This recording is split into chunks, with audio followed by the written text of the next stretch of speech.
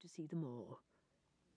You stopped in front of every cage and stood there without moving, looking distracted and indifferent, while the dogs flung themselves against the wire mesh and barked and jumped around and tried to tear the links apart with their paws. The woman who ran the place was with us. She thought you were an ordinary little girl, so she kept on trying to interest you in the best-looking dogs. "Look at that Cocker Spaniel," she would say, or "How do you like that collie?" The only reply you gave was a sort of grunt, and you continued on without listening to her.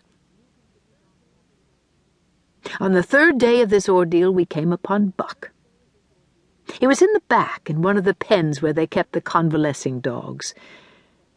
When we got there, instead of running to greet us with all the others, he remained sitting where he was, not even raising his head. "That one!" you cried, pointing at him. "I want that dog." Do you remember the astonished look on the woman's face? She just couldn't understand how you could want to own that pitiful mongrel. Of course she couldn't. Buck looked as though every canine race in the world had gone into the making of his little body, with his wolf's head, his soft, droopy hunting dog's ears, his long dachshund's paws, his fluffy Pomeranian's tail, his black and red Doberman's coat. When we went into the office to sign the papers, the girl who worked there told us his story. Someone had thrown him out of a moving car at the beginning of the summer. He'd been so severely hurt that one of his hind legs hung down useless. Buck's right here by my side.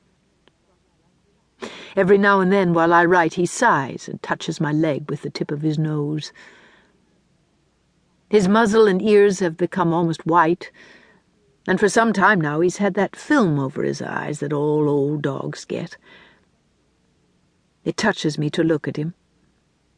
It's as though a part of you were here beside me, the part I love the most, the part that considered 200 dogs in that shelter so many years ago and then picked out the saddest, ugliest one of all.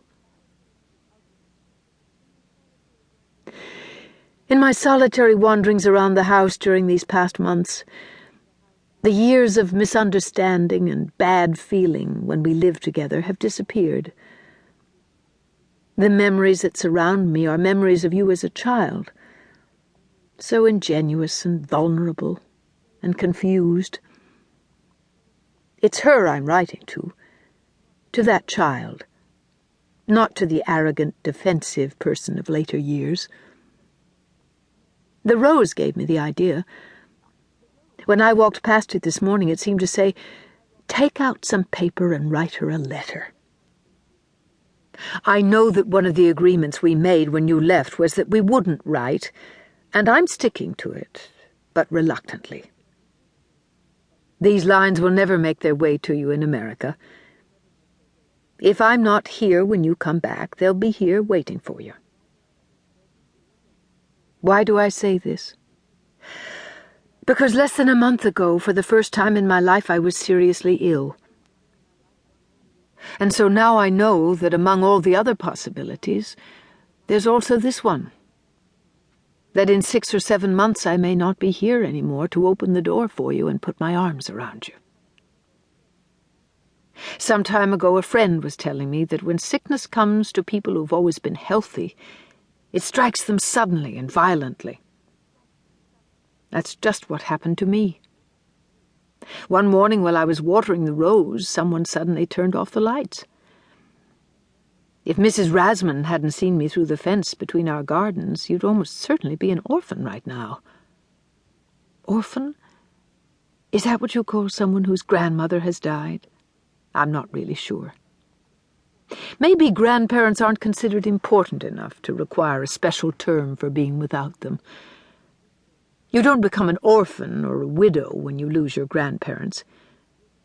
It seems natural for them to get left along the way, absent-mindedly, like forgotten umbrellas. When I woke up in the hospital, I didn't remember anything at all.